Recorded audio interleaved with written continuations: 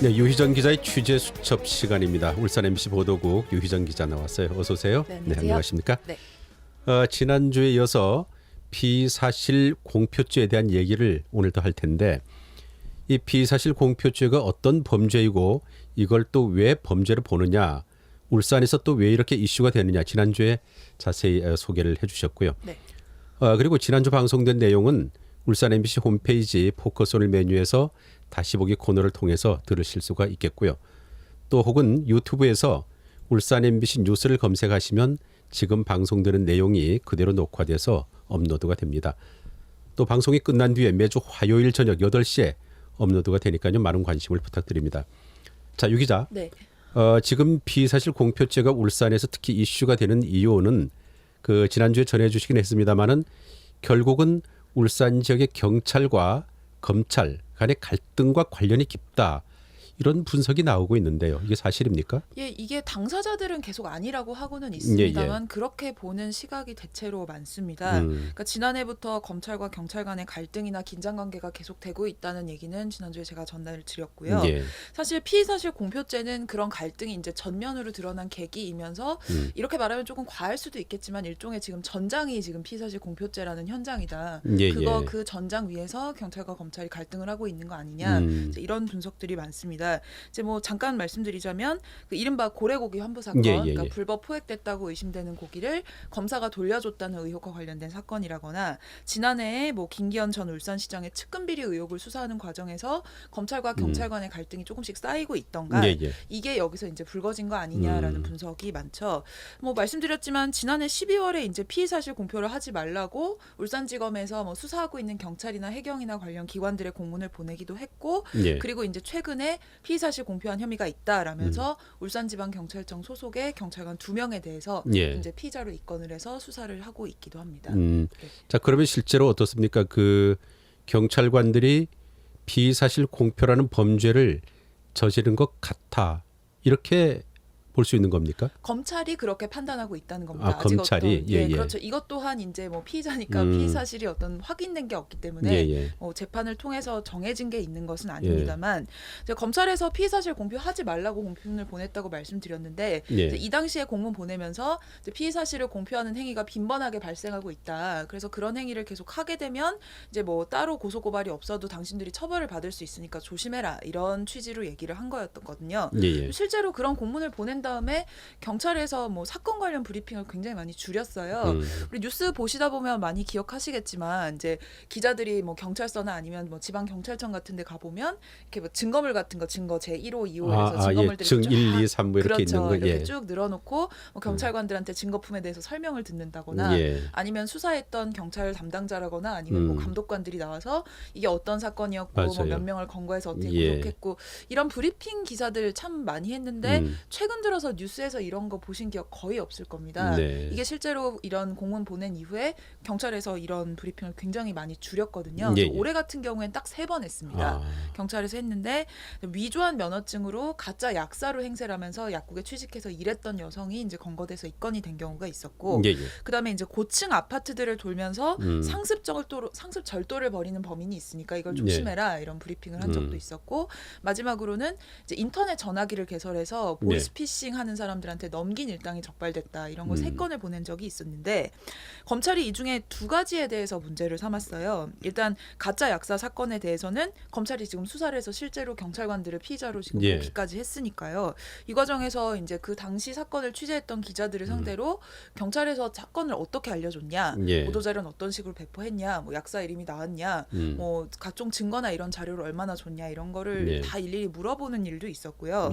이렇게 이제 검찰이 봤던 이유가 이제 공인도 아닌데 이 약사 개인의 피의 사실을 너무 많이 공개한 거 아니냐 이런 입장으로 보기도 했었고 그다음에 고층 아파트 절도 행각을 벌였던 사건에 대해서는 그 해당을 했던 남부경찰서에 피의 사실 공표에 주의하라라는 내용의 공문을 보냈다고 합니다. 자, 그러면 이제 검찰은 이런 입장인데 여기에 대해서 경찰은 어떤 지금 입장을 갖고 있나요? 이거는 그 피의자나 뭐 피의 사실을 공개해서 인권을 침해하려고 한 게 아니다. 그리고 그 이제 검거된 약사 이름이나 뭐 신상을 우리가 다 밝힌 것도 아니고 어느 약국에 취직해서 어떻게 근무했는지 우리가 이런 걸 다 알려준 것도 아니기 때문에 뭐 피해자인 당사자 약국이 아니라면 그리고 약국조차도 모를 수도 있고 그리고 대중이 알 수 있게끔 이 사람을 공개한 것이 아니기 때문에 문제가 없다는 입장이에요. 예. 이걸 공개했던 이유는 지역의 약국들이 이 가짜 약사 때문에 피해를 보는 경우가 너무 많다. 그래서 예. 조심하라라고 주의를 환기하는 차원에서 얘기를 한 거다. 그리고 예. 실제로 경찰에서 이 사건을 수사하게 된 계기도 직접 뭔가를 발굴해서 한 게 아니라 약국 피해를 봤던 약국들과 대한약사회 차원에서 이걸 수사해달라고 거꾸로 제보가 하고 도움을 달라고 요청을 해서 시작했던 거다. 그러니까 이걸 알리는 게 뭐가 문제가 있느냐 이런 입장이었던 것 같고요.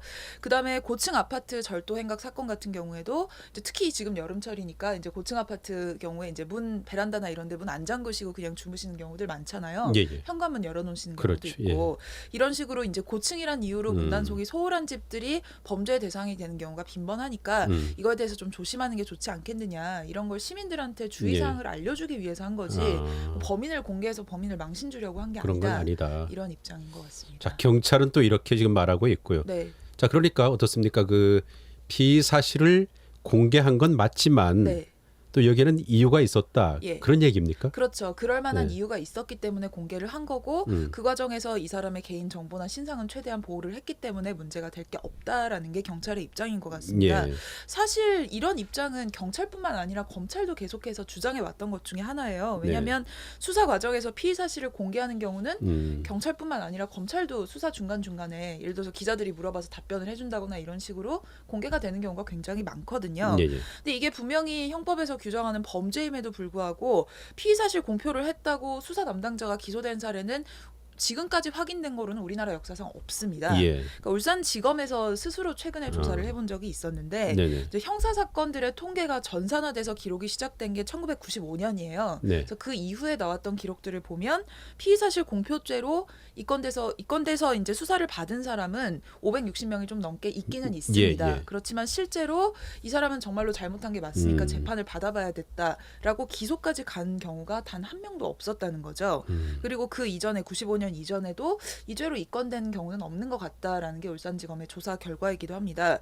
이렇게 되는 이유는 이제 국민의 알 권리를 보장하려고 예를 들어서 지금 어디서 연쇄살인 사건이 계속 나고 있어요. 그래서 아직 범인을 잡지 못했기 때문에 사람들이 굉장히 공포를 겪고 있다면 이거 알려서 조심하라고 해야 되는 거 아니냐라거나 이런 식으로 이제 공익의 목적을 위한 것이라거나 아니면 국민의 알 권리 보장이라거나 아니면 뭐 공인이나 어떤 뭐 공공에 관련된 내용이라면 모든 사람들이 알아야 되는 내용 아니냐. 이런 경우들을 이제 이유로 들게 되면 이게 피의 사실 공표를 한 거는 맞는데 이 위법성이 사라지는 위법성 조각 사유가 돼서 실제로 기소까지는 가지 않은 경우가 대부분이라는 걸로 보입니다. 그래서 이 검찰이 이런 수사를 하는 것이 뭐 적절하냐 이걸 한번 따져봐 달라 그런 요청을 했다면서요. 예, 이게 이제 그 피의자로 입건이 된 경찰관들을 변호하고 있는 변호인 쪽에서 이제 이 수사를 계속하는 게 맞는지 이런 수사를 하는 게 적절한지 심의를 해달라라고 요청을 했습니다.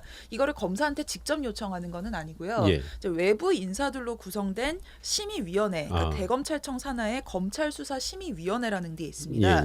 여기서 이제 이 수사를 계속할지 말지, 이 당사자들을 기소할지 말지 이런 거에 대해서 한번 심의를 해보자는 거죠. 그러니까 검사는 이 사건을 계속해서 수사를 해야 된다고 보고 변호인은 이거 수사하는 거 적절하지 않다고 하니 제3자인 심의위원회에서 한번 판단을 해봐달라고 요청을 한 거예요. 근데 이제 심의위원회가 어제 결과를 발표를 했는데 이거는 수사를 계속하는 게 맞는 것 같다. 그러니까 지금 그 경찰관이 잘했느냐 잘못했느냐 이게 아니라 경찰관들한테 피의사실 공표 혐의를 적용한 것 자체가 부당한 건 지금 아니다. 그렇기 때문에 이건 계속 수사를 해보는 게 맞는 거 아니겠느냐라고 결론을 내린 것 같습니다.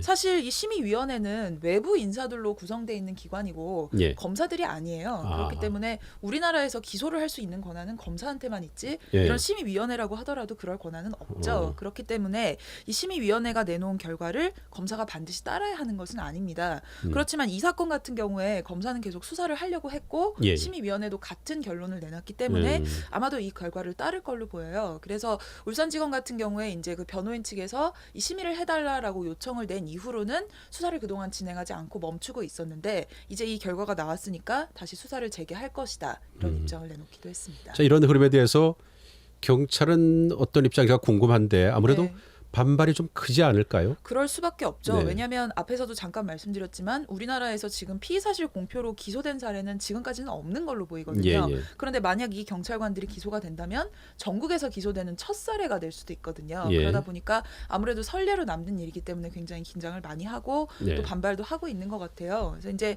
이 결과가 나오니까 뭐 경찰에서는 기본적으로 자체적인 규칙을 준수해서 공익적인 목적으로 보도자료를 제공하고 이제 언론에 알렸다라는 기존의 입장에 전혀 변함이 없다. 그러니까 공표를 했지만 이게 문제될 것은 없다라는 입장을 그대로 보였고요.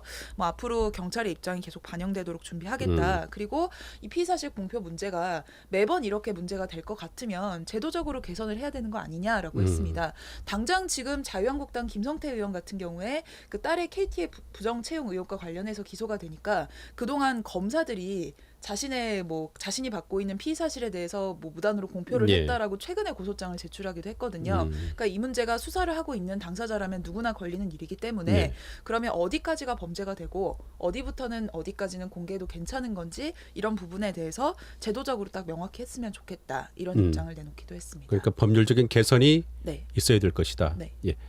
자, 지난주와 이번 주에 피의 사실 공표죄를 둔 그 검경의 마찰 여기에 대해서 자세히 알아봤습니다. 지금까지 울산 MC 보도국 유희정 기자였습니다. 수고했습니다. 네, 감사합니다.